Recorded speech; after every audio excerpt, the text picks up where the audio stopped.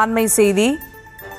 சென்னையில் பாட்டிலுக்கு 10 ரூபாய் வசூலித்ததற்கு எதிராக நுகர்வோர் தீர்ப்பாயத்தை நாடிய நபருக்கு இழப்பீடு வழங்க ஆணை பிறப்பிக்கப்பட்டிருக்கிறது. அது குறித்த ஒரு அண்மை செய்தியை தற்போது பார்த்து வருகிறோம். மேலும் விவரங்களோடு இணைகிறார் செய்தியாளர் மதியழகன். வணக்கம் மதியழகன், இந்த வழக்கு தொடர்பான முழு விவரங்கள்.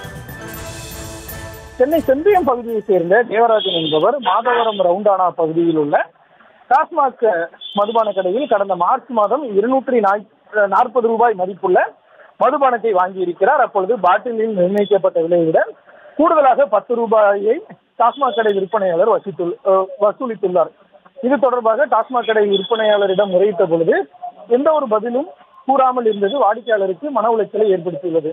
மேலும் தன்னிடம் கூடுதலாக வசூலிக்கப்பட்ட 10 ரூபாயை திரும்ப வழங்க உத்தரவிடக் கோரியும் தனக்கு ஏற்பட்ட மன உளைச்சலுக்கு 1 லட்சம் ரூபாய் இழப்பீடு வழங்க வேண்டும் என சென்னை நுகர்வோர் நீதிமன்றத்தில் தேவராஜன் புகார் அளித்திருந்தார். இந்த புகாரை விசாரித்த தீர்ப்பாய உறுப்பினர்கள் கோபிநாத், கவிதா, கண்ணன், ராமமூர்த்தி அமர்வு நிர்ணயிக்கப்பட்ட விலையை விட கூடுதல் தொகையை வசூலித்தது முறையற்ற வணிகம் என கூறி மாதவரம் ரவுண்டானா டாஸ்மாக் கடை விற்பனையாளர் 5000 ரூபாய் இழப்பீட்டை வாடிக்கையாளர் தேவராஜனுக்கு 2 மாதத்தில் வழங்க வேண்டும் என உத்தரவிட்டுள்ளது. 2 மாதத்தில் இழப்பீட்டு தொகையை வழங்காவிட்டால் ஆண்டிற்கு 9% வட்டியுடன் இழப்பீட்டு தொகையை வழங்க வேண்டும் என்றும் அந்த உத்தரவில் குறிப்பிடப்பட்டுள்ளது.